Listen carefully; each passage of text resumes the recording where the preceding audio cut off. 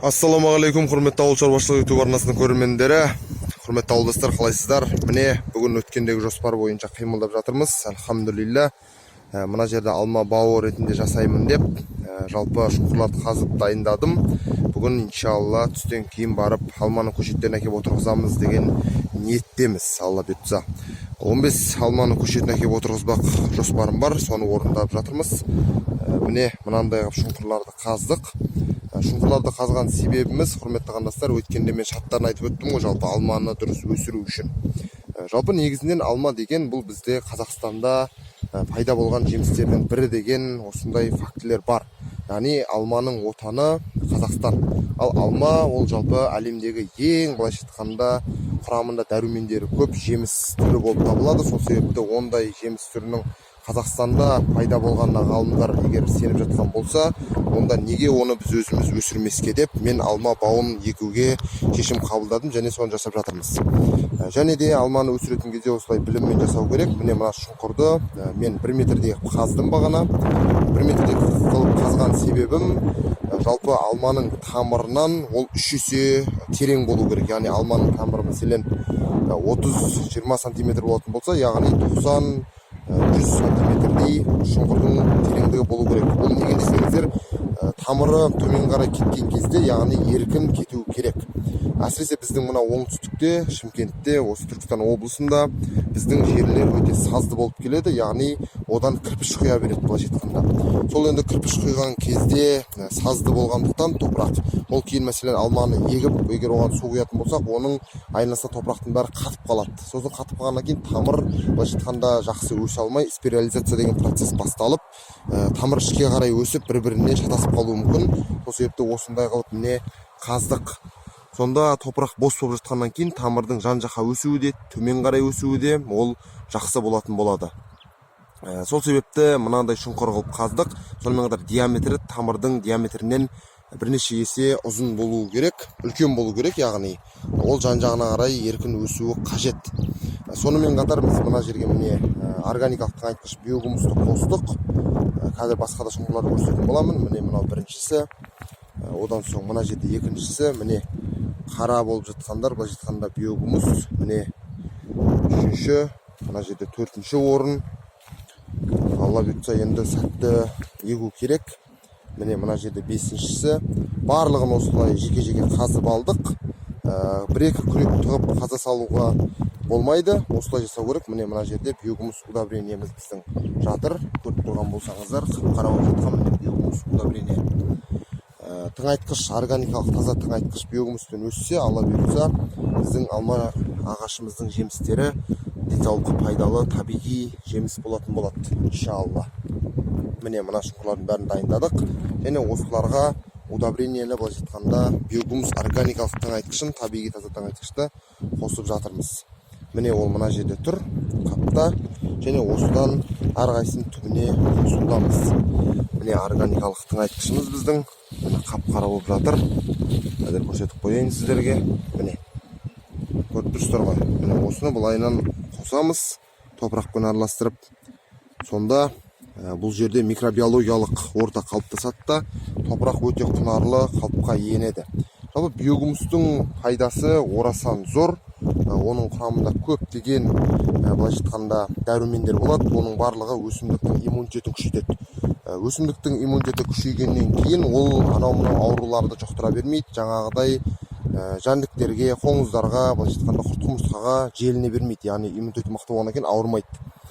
Одан соң биогумус, былайша айтқанда, біздің топырақтарды, мысалы бізде сазды топырақ болса, сол сазды топырақты кәдімгі, былайша айтқанда, қара чернозем дейді ғой, солтүстікте Петропавл, Павлодар облыстарындағы жерлер сол сияқты қара топырақ болып жатады. Міне ондай жерде жалпы жеміс ағаштары, кез келген гүл болсын, көкөніс болсын, барлығы керемет өсетіндігі белгілі.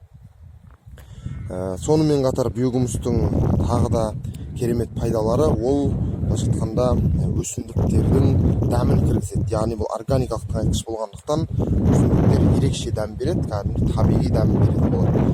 Соңғы жылдары осы биогумуспен өсіріп жүрген диқан ағаларымыз жалпы өз пікірлерін айтып жатыр. Кәдімгі қарапайым осы уақытқа дейін енді қарапайым деп айтып кеттік қой, сол селитрамен, химиямен өскен дабыздарға қарағанда, қарбыз қауындарға қарағанда осы биогумуспен өскендердің дәмі өте ерекше. Енді оны жеп көргендер ғана біледі. Сондықтан Алла бұйыртса мен осы бауымды иншалла жақсылап өсіретін болсам, осы жерге бүгін егіп, осы жердің барлығын керемет қылып бау қылатын болсам, міне мына жердің барлығын. Алла бұйыртса кейін келіп дәмі ауыз тисеңіздер болады. Сондықтан менің осы жұмысыма дұға жасап қойыңыздар. Алла бұйыртса иншалла алмаларым өссін. Міне мына жерде тұрғандар, мынау бұлар былтыр егілгендер. Бұларды ондай анау айтқан керемет біліммен ектік деп айта алмаймыз, бірақ сонда да альхамдулилля өсіп жатыр. Ал мыналарды енді бірге бір жасап, білімін алып жасап жатқан жағдайымыз бар. Алдыңғы мен шығарылымдардың бірінде осы алма ағашын егу үшін қандай ережелерді орындау керек барлығын айтып өттім. Міне соны жасаңыздар болады және осылай алма ағашын өсірейік. Енді алма әлемдегі рейтингте жалпы бүкіл әлемдік ең пайдалы азық-түлік деп рейтинг жасаған ғалымдар. Соның ішінде нөмір 1 болып тұр алма. Мен соны 3 жыл бұрын көрген болатынмын.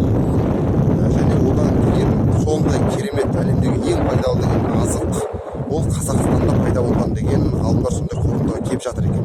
Әсіресе осы Алматыда, яғни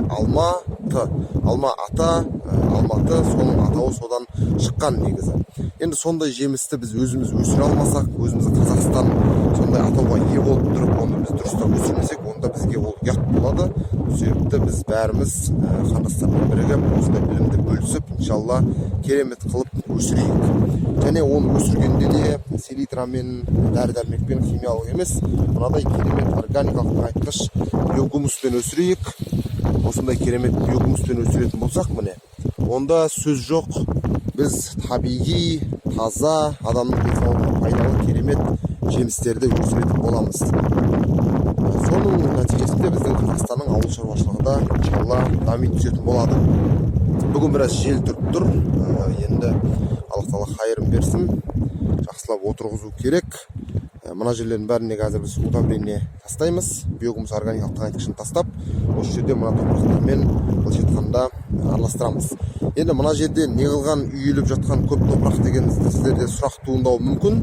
Ондай сұраққа жауап, жалпы алма ағашын, кез келген жеміс ағашын егетін кезде ең басты шарттардың бірі, мына топырақты қазған кезде бастапқы бір 15-20 см қабатты мынадай қылып оң жаққа бөлек тастау керек, және де қалған астындағы қабаттағы топырақтарды мына жаққа тастау керек.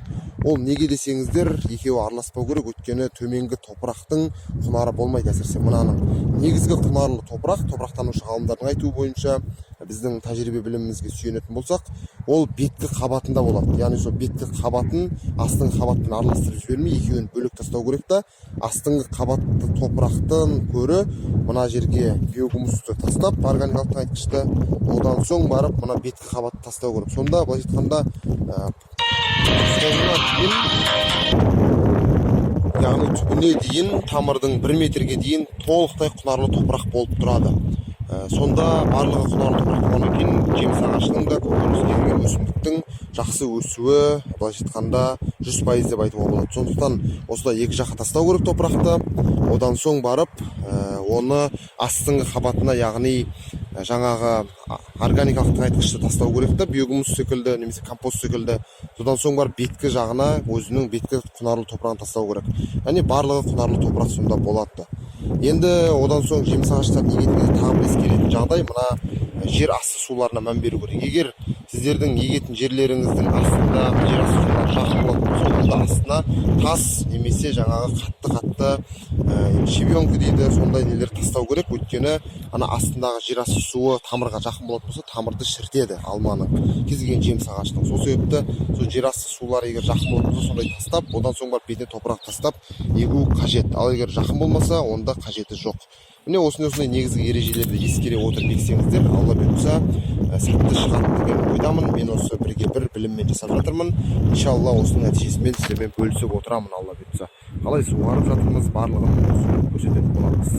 Ендеше бүгінгі видео сіздерге ұнаған болса, видеоға лайк басыңыздар, астында өздеріңіз сұрақтарыңызды қойып пікір алаңына пікір жазып беріңіздер, қолдап отырыңыздар. Сонымен қатар біздің YouTube арнамызға тіркеліңіздер және ең бастысы білім бөлісіңіз көбейеді. Басқа да қандастарымызбен видеоны бөлісіп отырыңыздар. Сіздермен бірге болған Принципиалды Маратбекұлы, ауыл шаруашылығы YouTube арнасының негізін қалаушы және ауыз агрокомпаниясының директоры.